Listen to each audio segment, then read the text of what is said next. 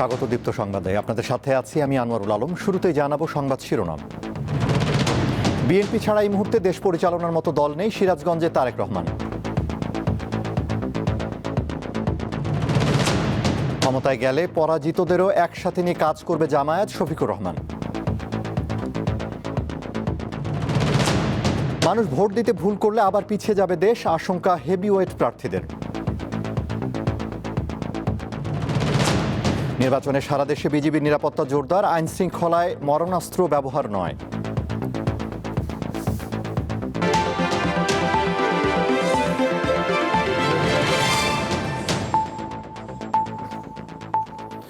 এবারে বিস্তারিত।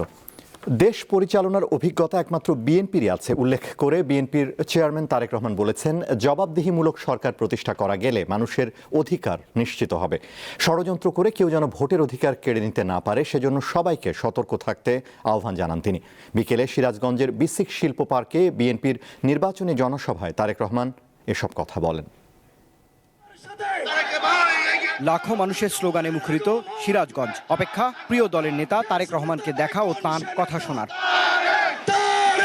শনিবার দুপুরের মধ্যেই মানুষে পরিপূর্ণ হয়ে ওঠে সিরাজগঞ্জের বিসিক শিল্প পার্কের বিস্তীর্ণ যমুনা তীরবর্তী প্রাঙ্গণ।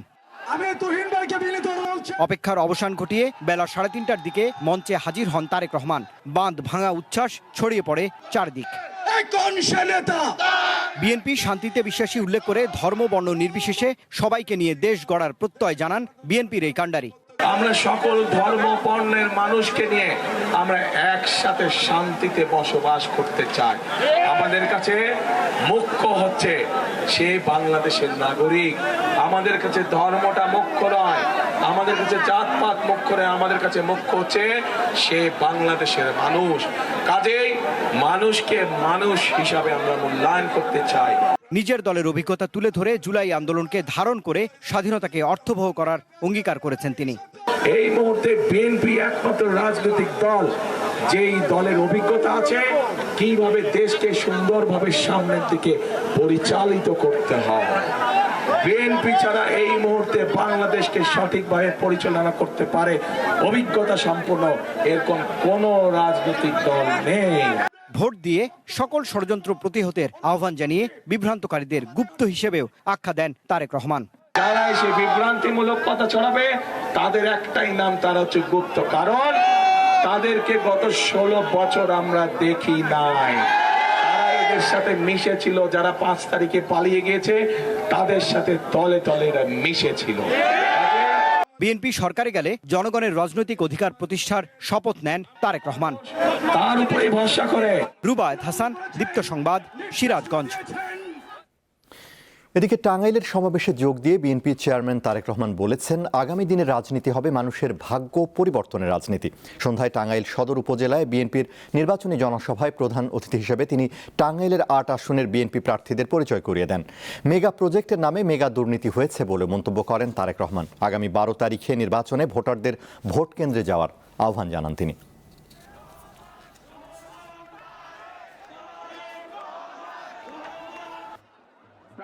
5ই আগস্ট যে পরিবর্তন হয়েছে এটি শুধু রাজনৈতিক পরিবর্তন হলে চলবে না, এই পরিবর্তনটি হতে হবে মানুষের ভাগ্য পরিবর্তনের দিন হিসাবে। আগামীতে রাজনীতি কোনো পরিবারতন্ত্রের উপর দাঁড়িয়ে নয়, বরং জনগণের হাতে থাকবে বলে মন্তব্য করেছেন জামায়াতে ইসলামীর আমির শফিকুর রহমান। তিনি বলেন, 11 দলীয় জোট সরকার গঠন করতে পারলে ঐক্যবদ্ধ বাংলাদেশ গড়ার লক্ষ্যে বিএনপিকেও আহ্বান জানানো হবে। শনিবার কুমিল্লায় নির্বাচনী জনসভায় এসব কথা বলেন জামায়াতের আমির। ঐক্যবদ্ধ বাংলাদেশ স্লোগানে সারা দেশে 11 দলীয় জোটের নির্বাচনী প্রচারণার অংশ হিসেবে শনিবার সকালে কুমিল্লার 14 গ্রামে অনুষ্ঠিত হয় জনসভা। কর্মসূচিকে ঘিরে জোটের নেতাকর্মীদের সমাগমে পরিপূর্ণ হয়ে ওঠে জনসভা স্থল। বক্তব্য রাখেন 11 দলীয় জোটের প্রধানরা। বাংলাদেশের দুটি রাজ পরিবারের হাতে বাংলার মানুষ তাদের ভবিষ্যতের ভাগ্য বন্ধক দিতে প্রস্তুত নয়। বাংলাদেশে সরকারকে ক্ষমতায় আসবে, সরকারকে গঠন করবে, তা নির্ধারণ করবে একমাত্র বাংলাদেশের জনগণ। পরে জামায়াতের আমির বলেন, নির্বাচনের মাধ্যমে পুরনো ব্যবস্থার পরিবর্তন দেখতে চায় জনগণ। 12 তারিখের পরেই 13 তারিখ যে পরিবর্তনটা আসবে, এটি আসবে আমাদের যুব সমাজের আকাঙ্ক্ষার উপর ভর করে। 5 তারিখের পর আপনারা দেখেছেন কার কি কর্মকাণ্ড, কার কি চরিত্র। ঐক্যের বাংলাদেশ দেখতে চায় জামাত, তাই ক্ষমতায় গেলে পরাজিতদেরও একসঙ্গে পথ চলার আহ্বান জানানোর কথা বলেন তিনি। আগামীতে ঐক্যের সরকার গঠিত হবে।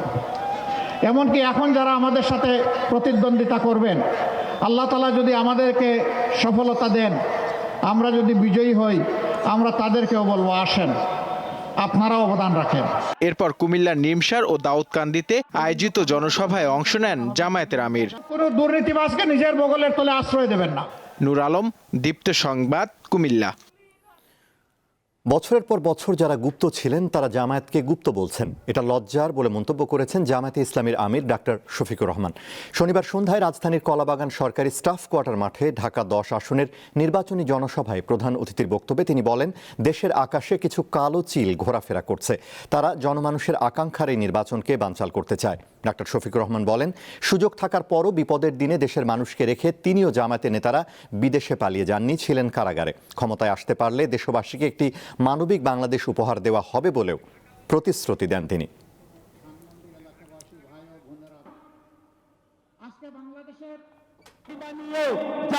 বছরের পর বছর দেশবাসী কিছু মানুষের ছায়াও দেখে না। সেই মানুষ যদি আমাকে বলে আমি গুপ্ত না সূত্র, আপনি বলতেই পারেন আমি গুপ্ত ছিলাম কারাগারে, দফায় দফায়। আপনি যদি ওইটাকে গুপ্ত বলেন তাইলে আমি অবশ্যই গুপ্ত। প্রার্থীদের পাল্টাপাল্টি বক্তব্যে জমে উঠেছে ঢাকা 8 আসনের নির্বাচনী প্রচারণা। শুরু থেকেই বাকযুদ্ধে নেমেছেন আসনটির হেভিওয়েট প্রার্থীরা। বিএনপি প্রার্থী মির্জা আব্বাস বলেছেন, ভোটের ফলাফল ঘোষণায় দেরি হলে তা মানা হবে না। অন্যদিকে সন্ত্রাস ও চাঁদাবাজির বিরুদ্ধে কঠোর হুঁশিয়ারি দিয়েছেন 11 দলীয় জোটের প্রার্থী নাসির উদ্দিন পাটোয়ারি। শনিবার প্রচারণার সময় তারা এসব কথা বলেন। মতিঝিল, শাহবাগ, রমনা, পল্টন ও শাহজাহানপুর থানা নিয়ে ঢাকা 8 আসন। আসনটিতে মোট ভোটার 2,75,000। এবারের নির্বাচনে মোট 11 জন প্রার্থী হয়েছেন। তবে বিএনপির মির্জা আব্বাস ও 11 দলে নাসির উদ্দিন পাটোয়ারি একে অপরের মূল প্রতিদ্বন্দ্বী।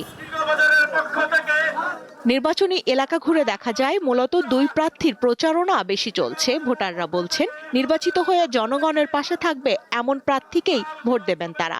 কাজ করে যোগ্যতা থাকতে হবে। দেশের লিগে যারা উন্নয়ন করবো একদম দরকার। প্রার্থী যদি ভোটার আগে এক কথা বলে, ভোটার এক পরে আরেক কথা বলে, ওইটা তো গ্রহণযোগ্য না। অবশ্য ভোটারদের প্রত্যাশার সাথে হেভিওয়েট দুই প্রার্থীর নির্বাচনী ইশতেহার ও প্রতিশ্রুতি নিয়ে প্রশ্ন রয়েছে, কারণ তারা একে অপরের বিরুদ্ধে নানা অভিযোগ করছেন, যা রীতিমতো বাকযুদ্ধে পরিণত হয়েছে।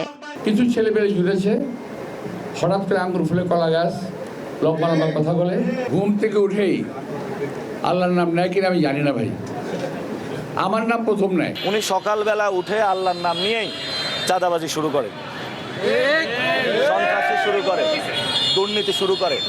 তো যারা সকালবেলা উঠেই নামাজ পড়েই চাঁদাবাজি শুরু করে। প্রার্থীদের বাকযুদ্ধের এমন প্রেক্ষাপটে ঢাকা 8 আসনের ব্যালটের লড়াই কতটা জমে উঠবে এখন সেটাই দেখার অপেক্ষা। স্বস্তিকা সিংহ, দীপ্ত সংবাদ, ঢাকা। ঢাকা 12 এবং ঢাকা 5 আসনে নির্বাচনী প্রচারণায় ভোটারদের নানা প্রতিশ্রুতি দিচ্ছেন প্রার্থীরা। এর মধ্যে অন্যতম জলাবদ্ধতা, যোগাযোগ ব্যবস্থা এবং মাদক ও সন্ত্রাসমুক্ত সমাজ গড়ে তোলা। শনিবার দিনভর প্রচারণায় তারা এসব প্রতিশ্রুতি দেন। ত্রয়োদশ জাতীয় নির্বাচনে প্রচারণায় জমজমাট রাজধানী ঢাকার 12 আসন। ভোটারদের কাছে নিজেদের প্রতীক নিয়ে ছুটছেন প্রার্থীরা, দিচ্ছেন নানান প্রতিশ্রুতি। শনিবার ঢাকা 12 আসনে প্রার্থীরা মাদক, সন্ত্রাস, চাঁদাবাজ ও দুর্নীতিমুক্ত সমাজ গড়ার প্রতিশ্রুতি দেন।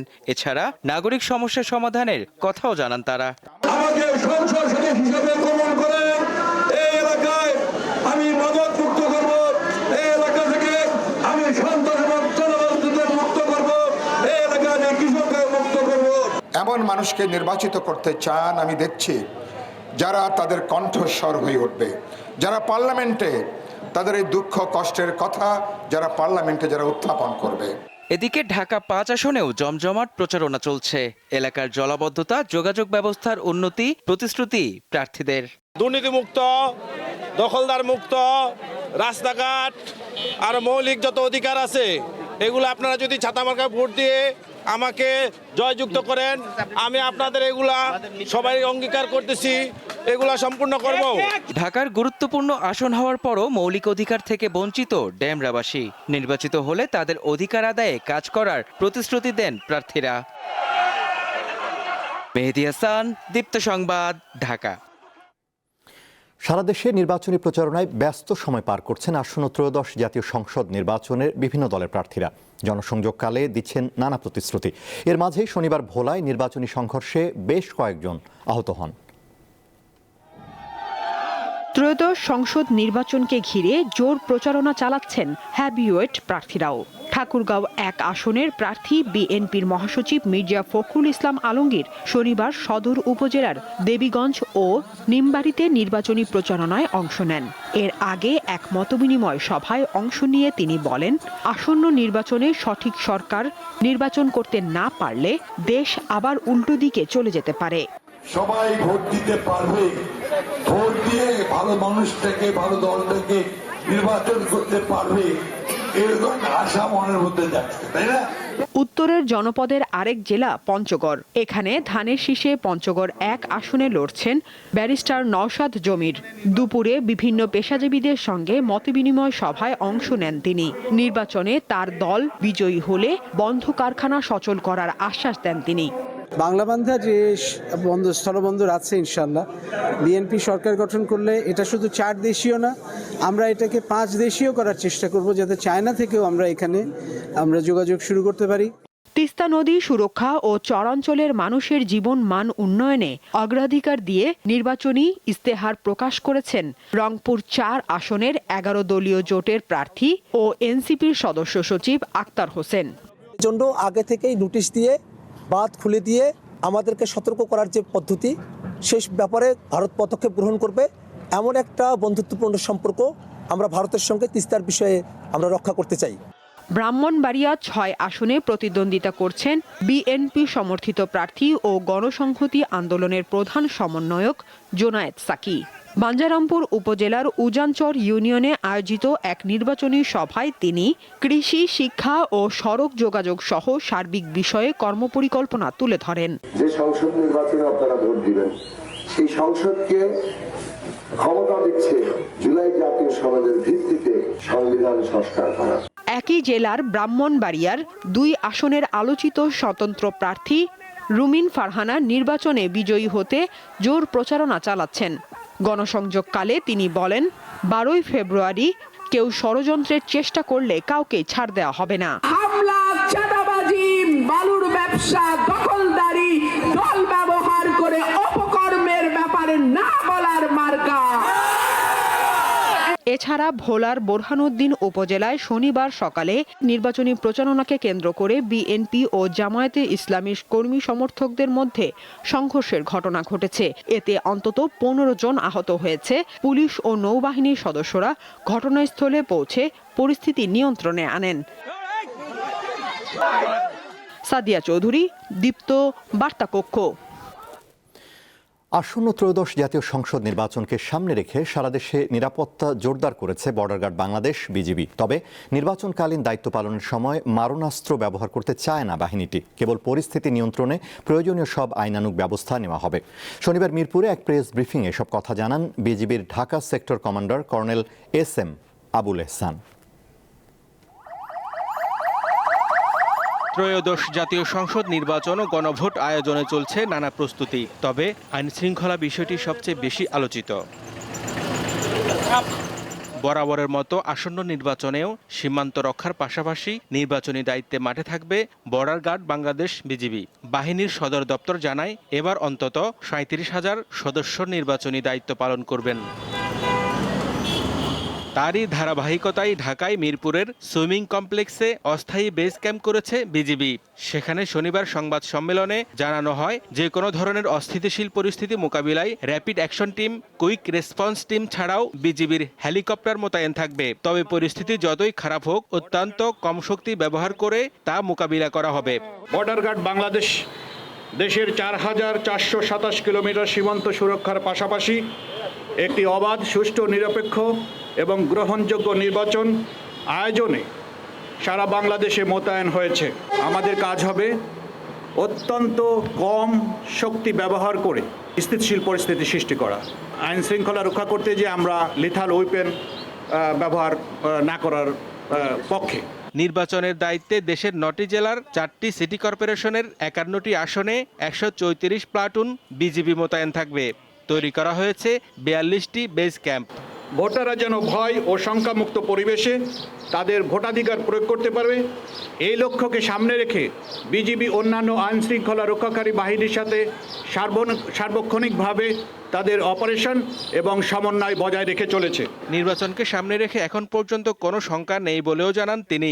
আমি এই মুহূর্তে কোনো আশঙ্কা দেখতে পাচ্ছি না। হেদায়েতুল্লাহ সীমান্ত, দীপ্ত সংবাদ, ঢাকা। আপনাদের সব পর্দা নামলো ঢাকা আন্তর্জাতিক বাণিজ্য মেলার। শনিবার বিকেলে সমাপনী অনুষ্ঠানে বাণিজ্য উপদেষ্টা বলেন, আগামীতে দেশীয় সম্ভাবনাময় শিল্প প্রতিষ্ঠানগুলোকে মেলায় আনার উদ্যোগ নিচ্ছে সরকার। অনুষ্ঠানে জানানো হয়, এবার স্থানীয়ভাবে বেচা কেনা হয়েছে প্রায় 393 কোটি টাকার পণ্য সামগ্রী, আর রপ্তানি আদেশ এসেছে 224 কোটি টাকারও বেশি। মাসব্যাপী ঢাকা আন্তর্জাতিক বাণিজ্য মেলার শেষ দিনে ক্রেতা দর্শনার্থীদের ভিড় পুরো এলাকায় উৎসবের আবহ তৈরি করে। প্রচুর লোক আসছিলেন কেনাকাটা করতে, কেউ দেখতে আসছিলেন, কেউ বাণিজ্য চুক্তি করার জন্য আসছিলেন। এতে করে অন্যান্য বছর থেকে আমার মনে হয় এবছর ব্যতিক্রমধর্মী। ঘুরতে আসছে, দেখতে আসতেছে, এটাও কিন্তু ভালো প্রচার। পরিবার পরিজন নিয়ে ঘুরে দেখতে আসেন অনেকেই, কিনেছেন তাদের পছন্দের সব জিনিসপত্র। অন্যান্য সালের থেকে এই সালে প্রচুর পরিমাণে মানুষ আসতেছে এবং প্রচুর পরিমাণে ভিড় আর প্রচুর পরিমাণে সেল হচ্ছে। সব মিলিয়ে হচ্ছে একদম অসাধারণ, অনেক বেশি ভালো লাগতেছে। শাল কিনলাম, দেখি আর একটু ঘুরে কেমন কালেকশন আসলো এবার। মেলার সমাপনী অনুষ্ঠানে বক্তারা জানান, এবারে রপ্তানি আদেশ এসেছে 224 কোটি টাকার বেশি। এছাড়া স্থানীয়ভাবে বেচাকেনা হয়েছে প্রায় 393 কোটি টাকার পণ্য সামগ্রী।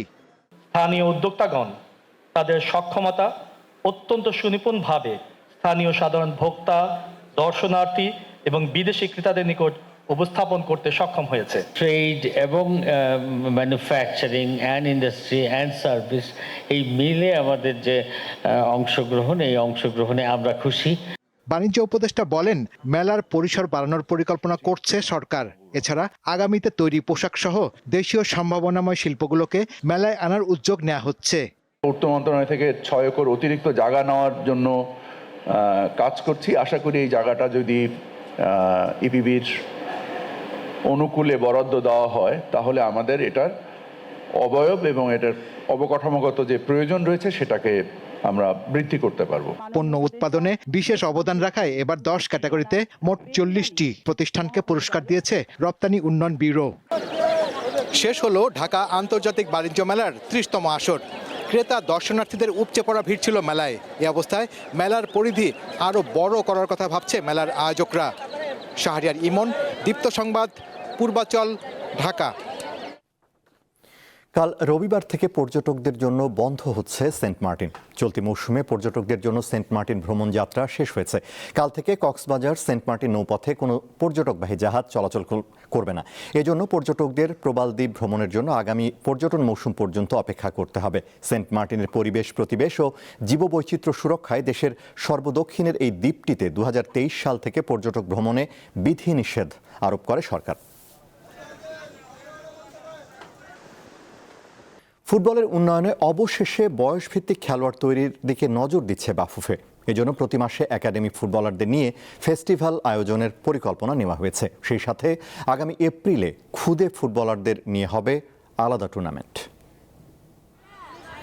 কারো চোখে স্বপ্ন হামজা হওয়ার, কেউ বা স্বপ্ন দেখেন লাল সবুজের জার্সি গায়ে দিয়ে ঠাঁই করে নেবেন বিশ্বের নাম করা ফুটবলারদের তালিকায়। সে স্বপ্নের পথে দাঁড়িয়ে বাফুফের একাডেমির 140 জন ফুটবলারের চোখে একটাই লক্ষ্য, জাতীয় দলে খেলা। প্রথমত হচ্ছে স্ট্রাগল, তো স্ট্রাগলের উপর কোনো কিছু নাই, পরিশ্রম করতে হবে। আমাদের একাডেমিতে মনে করি বিল্ড আপ ফুটবলটা যদি আরও বেশি খেলা যায়, দেন আমরা এটাতে আরও ভালো করব। ওর তো কঠিনই, 14, 15, 16, 17, তারপর এরপরে ন্যাশনাল। এখন দেশটা আরও উন্নতি হচ্ছে, ভালো ডেভেলপমেন্ট হচ্ছে, আর আমিও এখানে মানে প্র্যাকটিস করে অনেক ভালো উন্নতি করছি। শুধু ঢাকা কেন্দ্রিক ফুটবলারদের প্রায় 3 বছর ধরে পরিচর্যা করছে বাফুফে। ক্যাম্পে অংশ নেওয়া প্রত্যেক ফুটবলারকে 3000 টাকা আর্থিক প্রণোদনাও দিচ্ছে বাফুফে। ঢাকার বাইরেও এই কার্যক্রম শুরুর পরিকল্পনার কথা জানান ফেডারেশনের কর্তারা। কোচিং প্রশিক্ষণের ওয়ার্ক প্ল্যান আমরা অলরেডি রেডি করেছি এবং এই অনুযায়ী আপনারা দেখবেন আগামী 2-1 মাসের ভেতরেই এই কোচিং সেশনগুলো আমাদের শুরু হয়ে যাবে। অর্থাৎ আমরা চেষ্টা করছি, সব সময় ঢাকা থেকে জেলা লেভেলে কোচ পাঠানো সম্ভবপর নাও হতে পারে। আমাদের উদ্দেশ্যটা হলো আমরা জেলা লেভেলে স্থানীয়ভাবে রিসোর্সটা ডেভেলপ করা, তখন ওটা সাস্টেনেবল হবে। হামজা, সমিত, ফাহমিদুল, কিউবা মিচেলদের মতো বাংলাদেশি বংশোদ্ভূত বিদেশি ফুটবলারদের নিয়েও এশিয়ান কাপে বাছাই পর্ব পার করা যায়নি। এখন তাই পরিকল্পনা এই খুদে ফুটবলারদেরকে ঘিরে। আমাদের দেশে একটা ফুটবলের পাইপলাইন আমাদের তৈরি করতে হবে। এই 8-10 বছরের বাচ্চাদেরকে নিয়ে শুরু করে বিভিন্ন বয়স ভিত্তিক আমরা যদি তাদেরকে ট্রেন আপ করতে পারি, প্রশিক্ষণ দিয়ে গড়ে তুলতে পারি, পার্সোনালি বা আমি বলতে পারি, আমি সমূহ সম্ভাবনা দেখছি আগামী কয়েক বছরের ভেতরেই আমরা সাব চ্যাম্পিয়নশিপও পাবো ইনশাল্লাহ, এবং এএফসি কোয়ালিফাই ইনশাল্লাহ করতে পারবো। মার্চে মালদ্বীপে শুরু হবে সাফ অনূর্ধ্ব-20 চ্যাম্পিয়নশিপ। ফেব্রুয়ারিতে শুরু হতে যাওয়া ক্যাম্পে এখান থেকেই বাছাই করা ফুটবলারদের সুযোগ দেওয়ার পরিকল্পনার কথা জানান তিনি। মোহাম্মদ হাসিব, দীপ্ত স্পোর্টস, ঢাকা। শেষ করব দীপ্ত সংবাদ, তার আগে সংবাদ শিরোনামগুলো জানাবো আরও একবার। বিএনপি ছাড়া এই মুহূর্তে দেশ পরিচালনার মতো দল নেই, সিরাজগঞ্জে তারেক রহমান। ক্ষমতায় গেলে পরাজিতদেরও একসাথে নিয়ে কাজ করবে জামায়াত, শফিকুর রহমান। মানুষ ভোট দিতে ভুল করলে আবার পিছিয়ে যাবে দেশ, আশঙ্কা হেভিওয়েট প্রার্থীদের। এবং নির্বাচনে সারা দেশে বিজিবি নিরাপত্তা জোরদার, আইন শৃঙ্খলায় মারণাস্ত্র ব্যবহার নয়।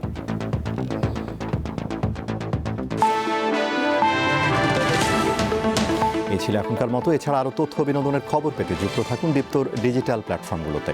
ধন্যবাদ।